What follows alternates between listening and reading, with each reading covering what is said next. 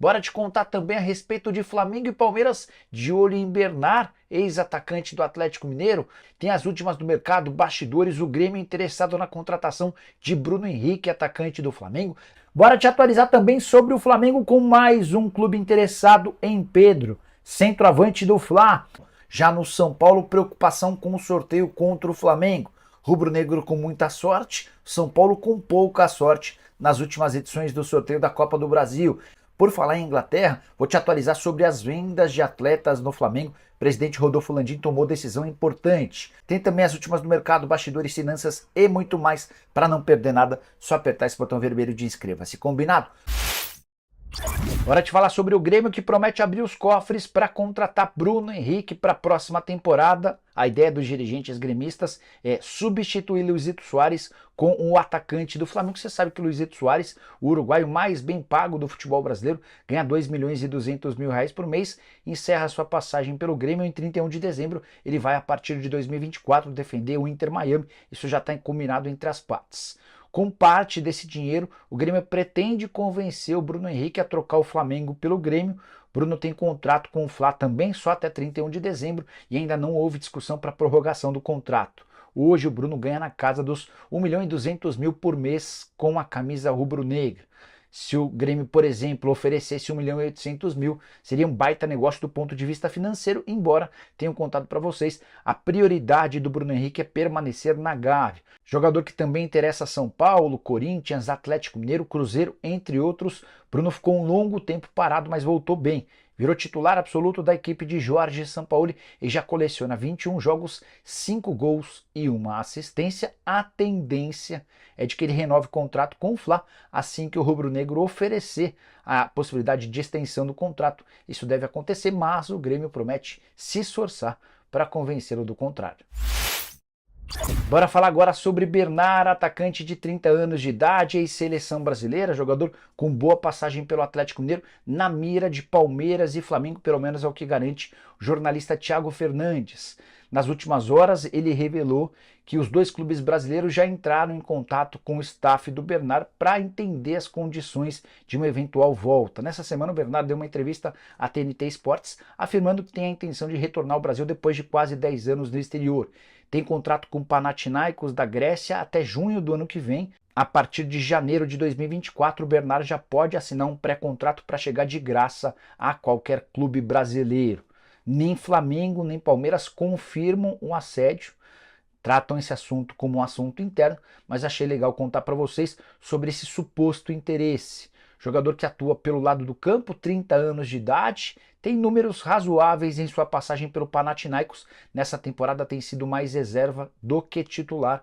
Flamengo e Palmeiras já pensando e projetando reforços para o próximo ano. A tendência é que o Bernard, quando voltar ao Brasil, dê preferência ao Atlético Mineiro por conta de toda a relação que tem com o clube.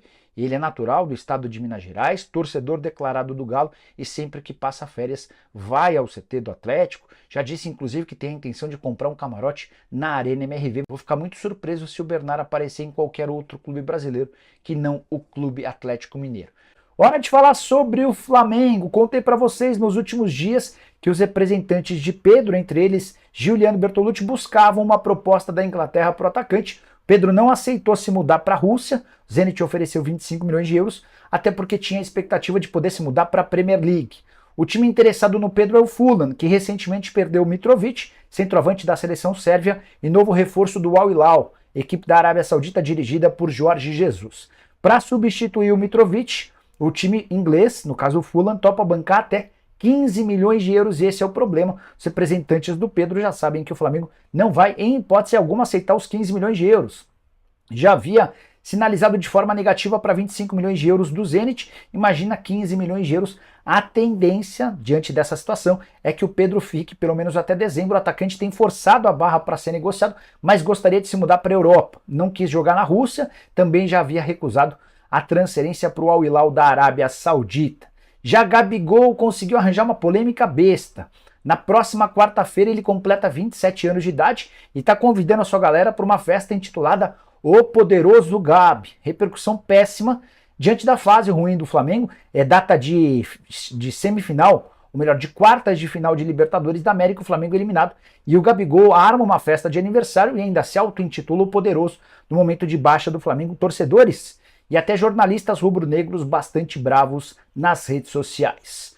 Bora falar agora sobre o Flamengo. O presidente Rodolfo Landim tomou decisão importante sobre negociações. O Flamengo tem vários atletas na pauta de clubes do exterior, mas o Landim deixou bem claro ao Marcos Braz e ao Bruno Spindel, que são os homens do futebol, que não quer negociar nenhum dos seus atletas. Situações que envolvem Pedro, atacante que interessa a clubes do exterior. Existiu uma sondagem recentemente do Al Hilal, sondagem não, proposta do Al Hilal, teve também proposta do Benfica, as duas primeiras ofertas recusadas. A Raíza Simplício chegou a contar que o Lyon pretende contratá-lo, e eu já disse para vocês que para o Zenit ele não vai, mas existe uma possibilidade, os empresários dele trabalham com a ideia dele ir para um clube da Inglaterra. O Flamengo está dizendo que não vai vender o Pedro, assim como não vai vender o Thiago Maia, que é alvo do Al Hilal, não vai vender o Léo Pereira, que é alvo do Al Nassr, e também especulou-se sobre a possibilidade de o Ayrton Lucas ir jogar no time do Jorge Jesus lá na Arábia Saudita. A decisão do Fla é de segurar todo mundo até dezembro. O objetivo é ser campeão de alguma coisa na temporada. O Flamengo é o finalista da Copa do Brasil e tenta se aproximar do Botafogo no Campeonato Brasileiro. Tem inclusive no dia 2 de setembro, no Newton Santos, confronto entre os dois adversários. Se o Fla vencer, diminui a vantagem do Botafogo e volta a estar na briga pela competição nacional. Ainda sobre o Flamengo, só uma rápida curiosidade: John Textor tem boa relação com o presidente do Flamengo, o presidente Rodolfo Landim. Mas, John Textor, que é dono do Lyon, isso poderia facilitar a tratativa pelo Pedro? Duvido.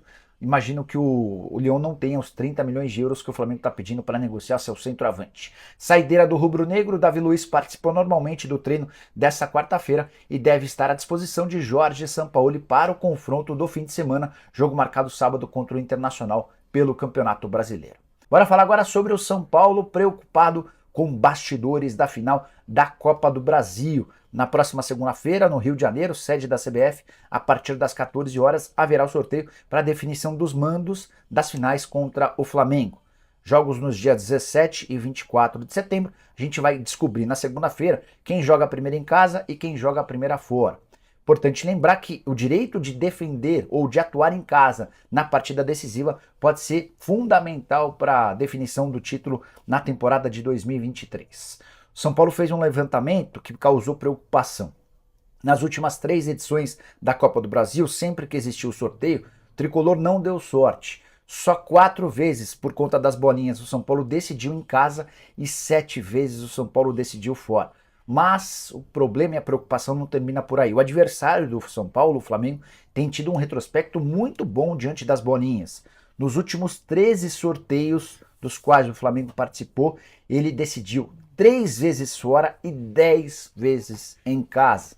Aproveitamento muito superior ao do São Paulo, inclusive a última final da Copa do Brasil. Na temporada passada, Flamengo e Corinthians teve seu jogo decisivo no Maracanã. E você, acredita nessa história de bola gelada? É uma coincidência? Estou curioso para saber o que você pensa sobre o assunto. Use o espaço para comentário e mande ver, beleza?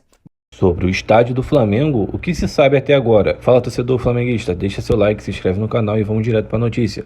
O rubro-negro contratará executivo para tratar exclusivamente do tema. O Flamengo voltou a concentrar esforços para construir o seu estádio. O local ainda é a região do gasômetro, na zona portuária do Rio, que foi oferecida ao clube pela prefeitura. O passo mais importante dado pelo clube será a contratação de um executivo que cuidará exclusivamente deste assunto. O nome ainda é mantido em segredo e deve ser apresentado ao Conselho Deliberativo na próxima reunião. A Prefeitura do Rio já fez um aceno ao clube para que um plano de estádio na região seja apresentado o quanto antes. O prefeito Eduardo Paes irá enviar à Câmara de Vereadores um projeto de lei que faz alterações no Porto Maravilha, que se expandirá para São Cristóvão, abarcando o terreno aonde possivelmente será o estádio. Com isso, o poder municipal que o Flamengo se mexe para já incluir neste projeto as demandas do clube, evitando assim que futuramente se repita todo o trâmite de votação com os vereadores.